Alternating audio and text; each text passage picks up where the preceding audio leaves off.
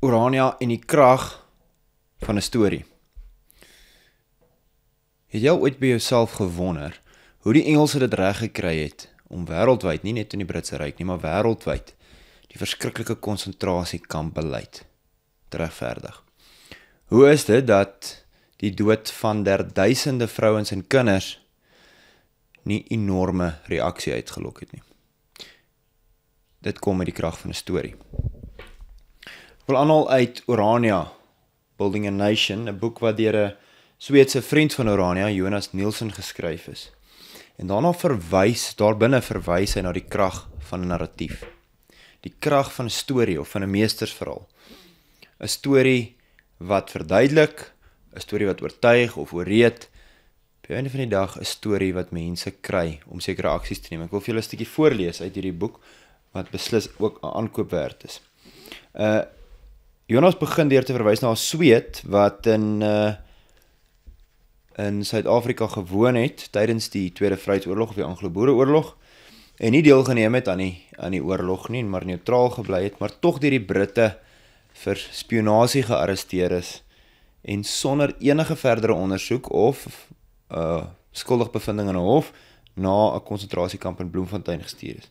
Later het die Sweedse buitelandse sake hom gered en hy is vrygelaat en hy het 'n klomp briewe aan koerante geskryf, onder andere: The English military authorities in South Africa do not need to continue this policy for long before they have exterminated most of the Boer nation. Dit was in 1902. En dit het dit baie moeilik gemaak vir die Engelse. Die wêreld het kennis geneem van die konsentrasiekamp-beleid en die verskriklike gevolge daarvan. Iets moes gedoen word.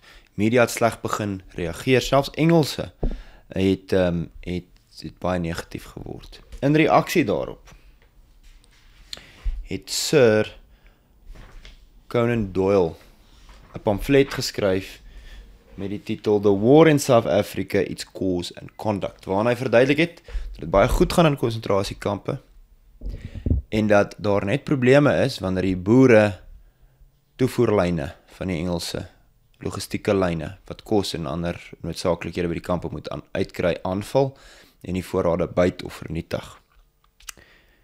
En ironies genoeg was hierdie strategie baie effektief en hulle het aangehou dat hulle net die vrouens in die konsentrasiekampe en die kinders wou veilig hou, buite die oorlog wou hou en so voort. Die Britte het Aldus Jonas het hulle vir meneer Doyle geëer met die titel van Sir, omdat sy strategie so effektief was, tot so 'n mate dat die konsentrasiekampe kon aangaan en dat die boere uiteindelik in 'n baie moeilike oorlog sonder hulle vrouens en kinders of met hulle vrouens en kinders dan nou in konsentrasiekampe uiteindelik gelyk moes gee en moes oorgee by die vrede van vereniging. Alhoewel baie weer die wapen opgeneem het in 1914 met die boererebellie.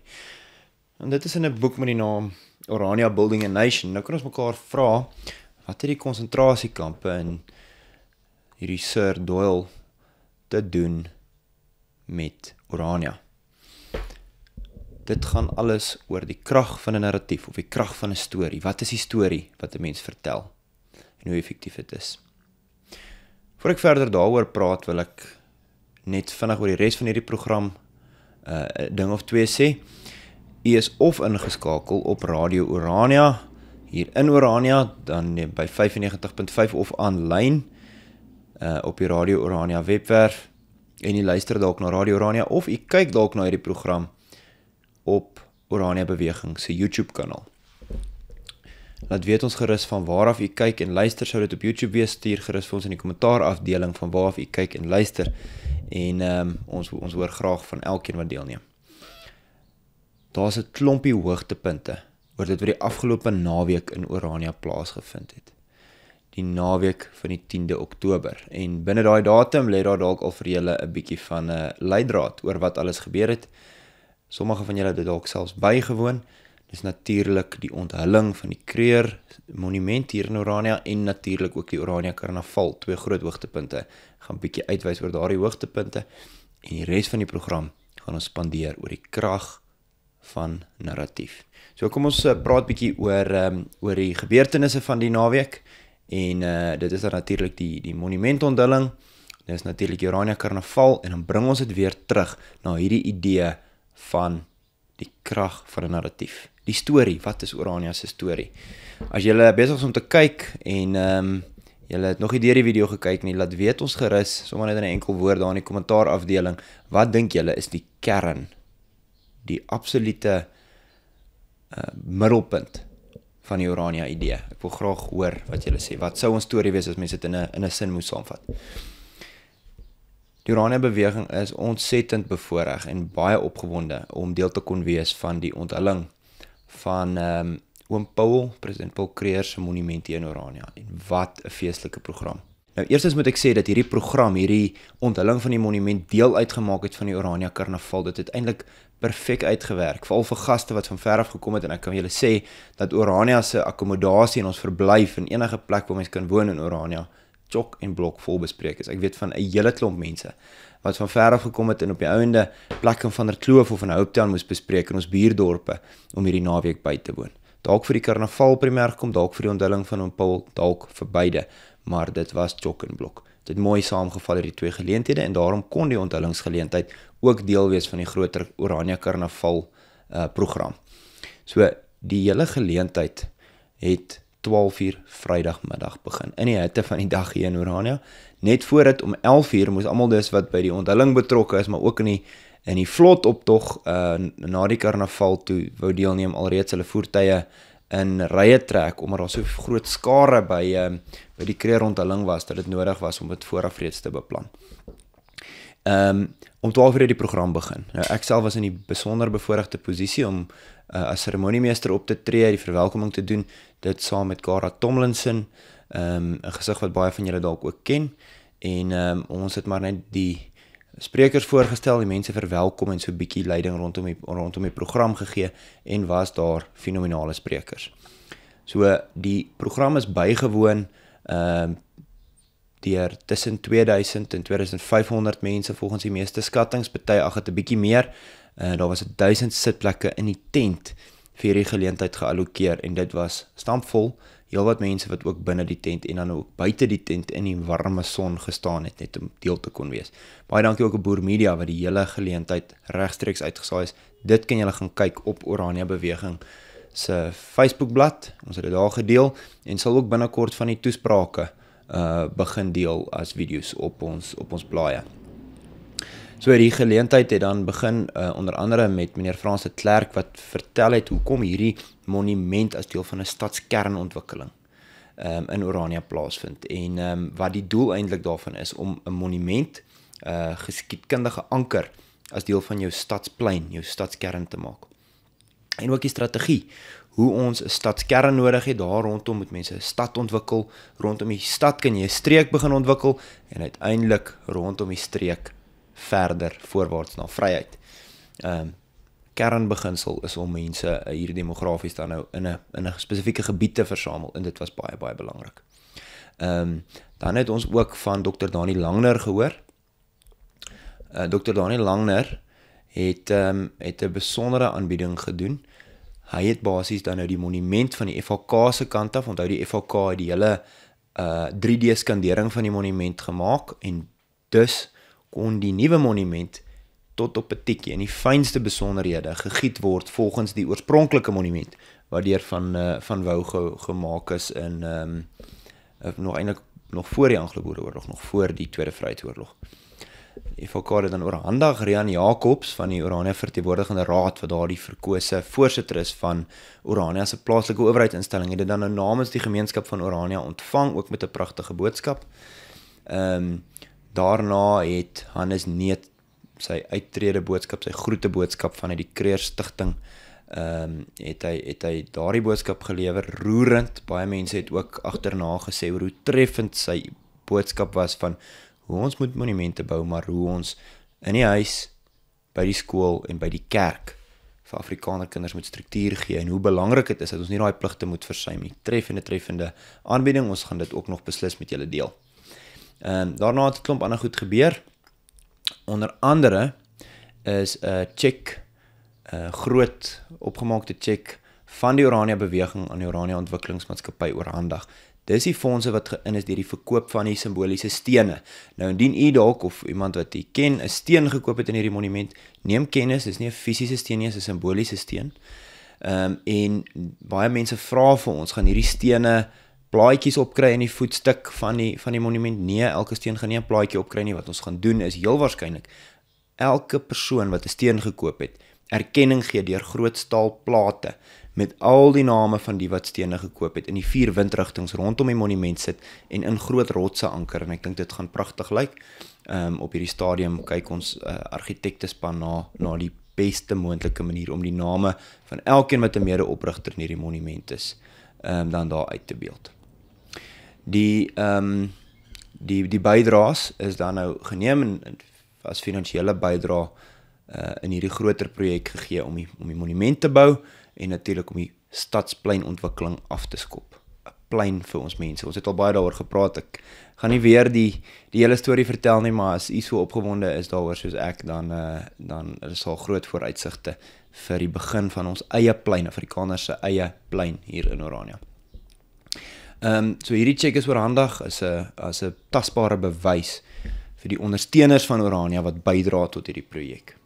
Nou daar 'n paar ander simboliese goed ook gebeur. Die eerste is die roepstem van Orania wat bekend gestel is. Dit is vir die eerste keer aan 'n groot skare mense voorgestel. Baie dankie ook vir die massakoor wat dit gesing het onder leiding van Benny Hofman, die moeite wat hulle gedoen het om hierdie lied baie keurig voor te dra vir die eerste keer. As jy nog nie gehoor het hoe die roepstem van Orania klink nie, en hoe dit voorgedra is deur die koor, ons sal dit ook plaas en invoeg.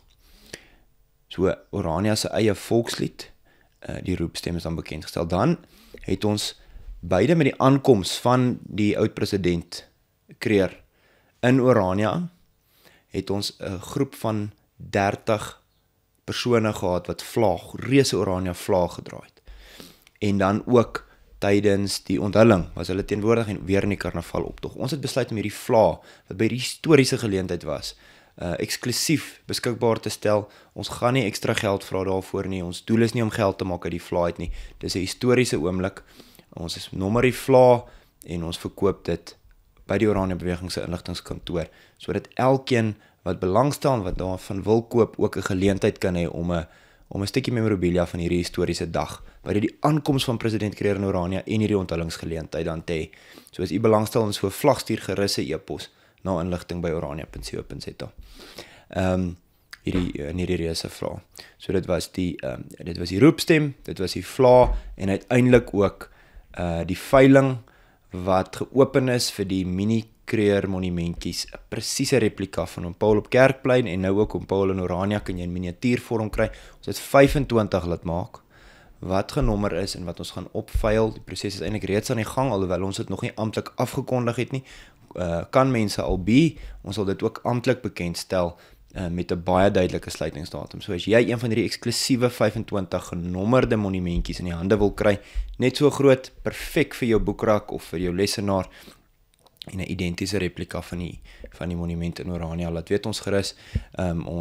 Ons sal verdere inligting kommunikeer sodat elkeen 'n billike kans het om te bied. Daar's 'n paar haastiges wat reeds daarop gebeur het. So hoekom die storie van alles wat gebeur het? En die soemlose oorgang na die Orania Karnaval. Indien ons 'n toekoms in Orania wil bou vir ons mense, kan ons 'n blaadjie uit die boek vat van Sir Doyle. Net soveel die ANC, en ek dink ons kan ook 'n oomblik vat en dink, wat is die ANC se meesterverhaal? Wel, op hierdie oomblik raak hulle goed kwyt, soos alles moet geherstel word, teruggewerk word, die horlosie moet teruggedraai word na 1652, toe Jan van Riebeeck sy voete in Suid-Afrika, toe die Kaapkolonie, of die Kaap, het was nog nie die Kaapkolonie nie, die Kaap vir Goeie Hoop neergesit het. As die horlosie net teruggedraai kan word, kan hierdie verskriklike Afrikaners, wat na bewering kom grond steel het en ander dergelike dinge aangevang het, kan hulle uitgedryf word en dan is al geen probleme meer hier in die suidpunt van Afrika nie. Daarom moet aksies geneem word, soos grondonteeneming sonder vergoeding, daarom moet aksie geneem word soos die Bella wetgewing, sodat Afrikaners uit die skole uit en Afrikaner kultuur uit die skole uitgehou kan word en dies meer. Dis 'n meestersverhaal 'n narratief. In die oomblik wanneer mense met 'n teennarratief kom, sê maar nee, maar luister, Afrikaners het die grond gesteel nie, daar was billike traktate, daar was in gebruikneming van droë grond, byvoorbeeld die Karoo, waar tegnologie die moontlikheid van landbou gebring het, of daar was miskien verowering, wat ook die praktyk was onder verskeie ander groepe, nie net die Afrikaner nie, maar ook verskeie plaaslike groepe en stamme wat deelgeneem het aan verowering. En nie enig van daardie narratiewe sou gebruik, dan neem jy nie meer deel in die meestersverhaal, wat jy net moet Jan Amen en sê dat Afrikaners sleg is en dat alles wat sleg is van Afrikaners afkomstig is nie. En dis die krag van 'n narratief. En daai selfde lig wil ek vra, wat is die Orania narratief? Nou daar's 'n paar goed en ek het vroeër gevra dat van julle miskien 'n voorstel gee oor wat is die kern daarvan. Maar ek dink 'n stukkie van daai kern, en dis hoekom ek hierdie tema vir vandag gekies het. 'n Stukkie van daai kern is vasgevang in die naweek se gebeure. Die onthulling van die Kruger Monument en dan die Orania Karnaval. Hoekom? Hoekom vang dit iets van ons identiteit vas? Wel, in die eerste plek, Kruger staan nie in isolasie nie. Kruger, lank voor haar monumente vir hom gebou is, lank voor daar kulturele aksie rondom hom georganiseer is, het Kruger 'n besluit gemaak. Wel, sy pa het 'n besluit gemaak, en dit is om saam met die voortrekkers die binneland in te trek. En ek het onlangs gelees dat die Kruger familie het nie slawe besit nie, so hulle is nie deur die Engelse regering daai tyd kwaai vervolg nie, en hulle het ook nie regtig 'n probleem gehad daar waar hulle gevestig was op daai stadium in die Oos-Kaap met die Engelse regering nie. Hulle wou boer en aangaan met die dinge wat hulle doen. Maar toe hulle die boodskap van Afrikaner vryheid, van boerevryheid, van 'n eie boererepubliek hoor, het hulle onmiddellik daarop ingekoop tot so mate, en luister mooi, tot so mate dat hulle plaas agtergelaat het in die binneland ingetrek het. Die krag van 'n narratief, die krag van 'n storie. Om alles te los wat jy opgebou het. En eers groot probleme met die regering het nie, omdat jy glo in hierdie ideaal van vryheid. Ons sien dat 'n jong Kruger deelneem aan die slag van Vegkop, heel waarskynlik in 'n hoedanigheid van 'n ammunisie aangee of gewere herlaai of so, 11 jaar oud. Hierdie wonderwerk, ek dink 40 voortrekkers teen 4 of 5000 Matabeles of Zulus. Ek dink was die Matabeles onder Sulkaats. Sulkaats se mense, vorige generaal of opperhoof onder Shaka. En hierdie slag wonder wen en oorleef. En hoe hulle dan verder gaan, deur die trek en neer al die goed. So voor dit alles gebeur het Kruger in die vryheidsideale, eie republiek geglo. Goed, nou is dit 200 jaar na Kruger se geboorte, en tog kies Afrikaners om nog hierdie enorme simboliese waarde aan hom te heg. Enkele jare terug het Marula Media peiling gedoen en onder Afrikaners gevra wie ag hulle die grootste Afrikaner, en die meerderheid het gestem vir Kruger. Juis omdat hy deur die trek en deur die Eerste Vryheidsoorlog, die Jameson inval, die Tweede Vryheidsoorlog, hierdie idee van Afrikaner, boerevryheid gedryf het, en mense ook daarmee geïnspireer het en deur baie moeilike tye daarvoor is. So dis 'n simbool, dis 'n kulturele anker. Deur 200 jaar later, 200 jaar na sy geboorte, die aksie te neem om 'n monument op te rig, is dus nie 'n monument vir Kruger nie, dis nie 'n verering van die mens nie. Dis 'n simboliek wat vasgevang is, wat sê, hier is die generasie van die ZR, die generasie van die Oranje Vrystaat, die mense wat daar was toe die Sandrivier Konvensie vryheid aan die ZR gegee het, en die Londen Konvensie hulle soewereiniteit erken het. Hier is hierdie generasie wat deur die trek is, wat deur die oorlog is, wat deur die Transvaalse burgeroorlog is, vir die doel van vryheid. En dit is wat ons ag. En hoekom ek sê dit so verskriklik belangrik is, en dit gaan nie net oor Orania nie, is die ongelooflike diepte van die bydraes van Hannes Neut en Dr. Daniel Langer en ander. En dan ook die groot klomp Afrikaners wat nie in Orania woon nie, wat hierdie geleentheid bygewoon het en ondersteun het. En die 2000 plus mense wat stene gekoop het in die projek om Paul se bewaring van sy monument in Orania werklikheid te maak. Dis die krag van 'n storie. Dis die krag van nie terugkyk in die verlede om terug te gaan in die verlede nie, maar soos wat Kruger self gesê het, om uit die verlede te neem wat goed is en die ideale toekoms daarop te bou. Dis ongelooflike kulturele diepte, en as mens dan kyk die bydraes wat gelewer is, soos ek nou sê, die diepte van haar bydraes skree uit dat Afrikaners het reg gekry het om sedert Jan van Riebeeck se aankom, sedert die Vryburgers die VOC se tirannie nie verder aanvaar het nie, sedert die trek, sedert die oorlog, 'n diepe kultuur te bou en Afrikaans byvoorbeeld te vat van na Engelse onderdrukking tot waar Afrikaans een van die tale is in die wêreld wat die vinnigste van kombuistaal tot akademiese taal gevorder het. Dis kulturele diepte. So die kulturele diepte is deel van ons verhaal. Ons kan nie bekostig om ons storie te gaan vergoedkoop en te gaan vervlak tot op 'n punt waar ons maar net reaktief is nie. En dit is 'n boodskap wat Frans de Klerk Junior op die hele toer met Kreer, en baie van u sou dit dalk gekyk het, waar hy telkens hierdie toespraak gelewer het en gesê het, ons kan nie net aanhou verdedig nie, ons kan nie net aanhou wal gooi nie, ons kan nie net hoë heininge op Kerkplein opsit om op hul te verdedig nie, en daarmee bedoel ek nie, ons moet dit nie doen nie, maar ons kan nie net dit doen nie. Ons weet AfriForum het onlangs hierdie heininge gaan opsit nadat vandale of polities gemotiveerde mense of koperdiewe of wat ook al bronsdiewe gegaan het en op hul gaan vandaliseer het daar op Kerkplein, stukke afgebreek het van die boerekrygers monument wat meer as 100 jaar oud is. Dit moet gedoen word, ons is baie dankbaar daarvoor, maar ons kan nie net dit doen nie. Daarom weet ons ook, daai instellings het ook gehelp om die monument hier te kry, hulle sien dit op dieselfde manier.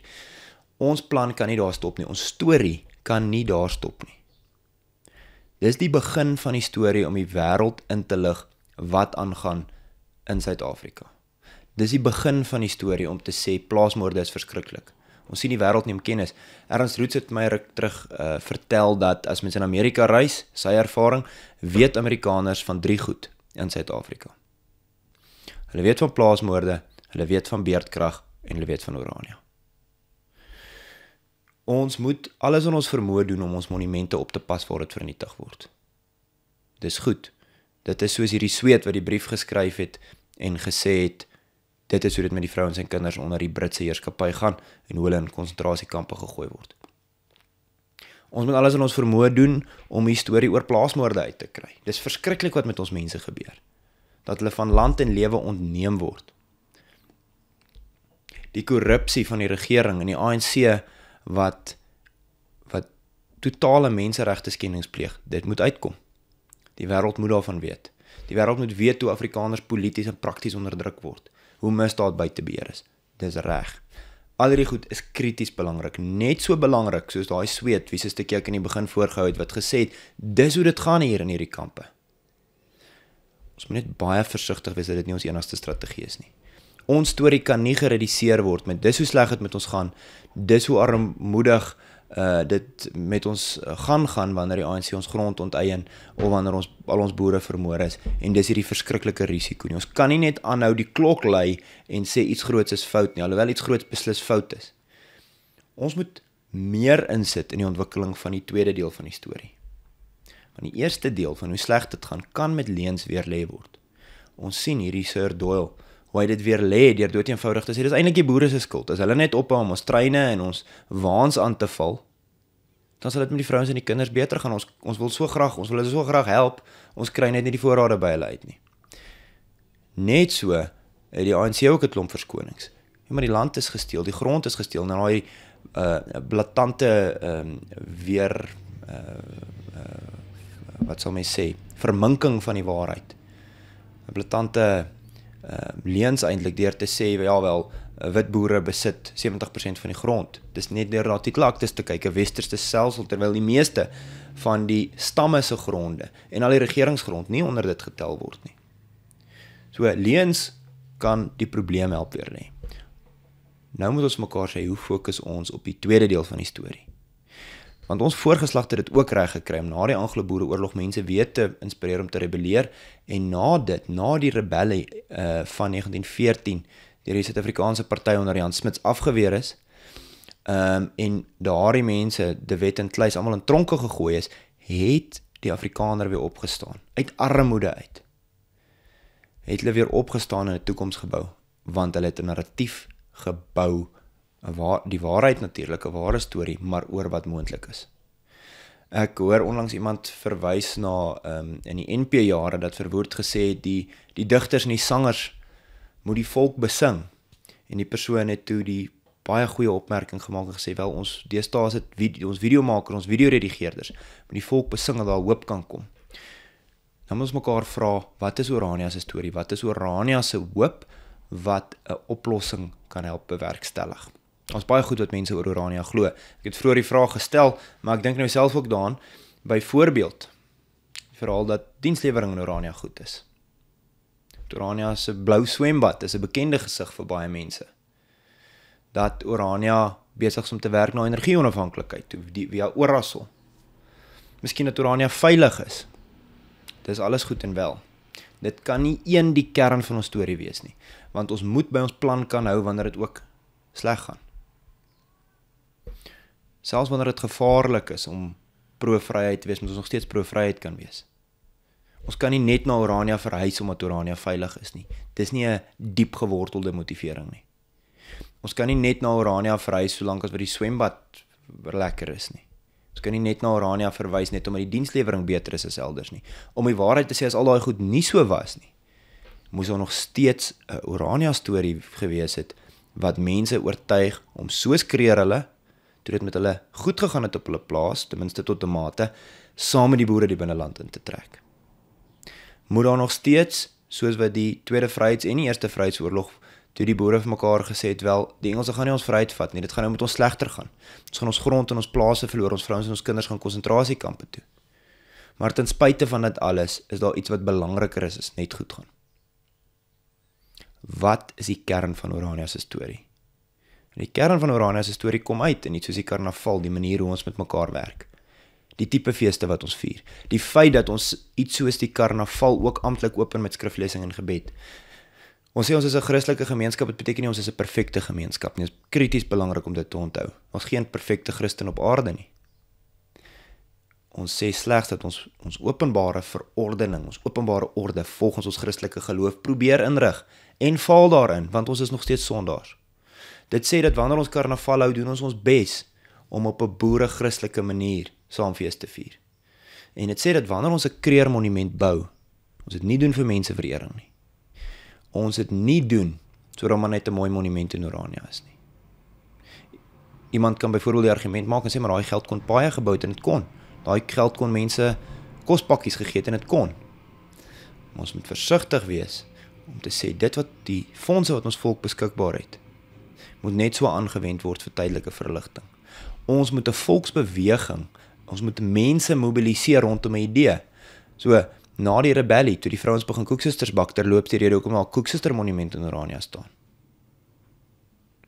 Ons baie ander goed wat mens met geld kan doen, maar as jy nie jou mense kan mobiliseer rondom 'n idee nie, as jy nie jou mense kan mobiliseer rondom 'n storie, 'n narratief, 'n verhaal nie, as ons mense nie kan aanspoor en kan sê, hierdie is die Christen boere manier, die Christen Afrikaner manier, en dis hoe ons dit in Orania gaan doen nie, dan doen ons goed net vir die tydelike. Dan verlig ons hierdie week armoede, maar volgende week is dit terug. Of dan bou ons hierdie week 'n pad, en môre is dit vreemdelinge wat op ons pad ry. Want die pad is nie gebou om Afrikaners te help opstaan nie. Dis nou tyd, ongetwyfeld tyd, om ons storie te vertel, gefokus op die hoër orde goed. Om ons storie te vertel, gefokus op die langtermynplan. En ons storie moet een wees, dat ons vryheid om te leef as boere Afrikaners, maar veral ons vryheid om ons geloof uit te leef en die Here te dien, is belangriker as gemak, as 'n blou swembad, as 'n goeie dienslewering en geen beerdkrag nie. Al daardie goed en veiligheid, al daardie goed is die effek daarvan dat Afrikaners hulle eie besluite kan maak en hulle self kan inrig, hulle omgewing kan inrig. Die kern is vryheid. Hoe gaan ons vryheidsstorie vertel? Want dit is waartoe ons mense moet aanspoor. Baie dankie dat julle saam geluister het of saam gekyk het. Enkele gedagtes oor die storie van Orania, die storie van Afrikaners en die storie van vryheid. Tot ons weer gesels.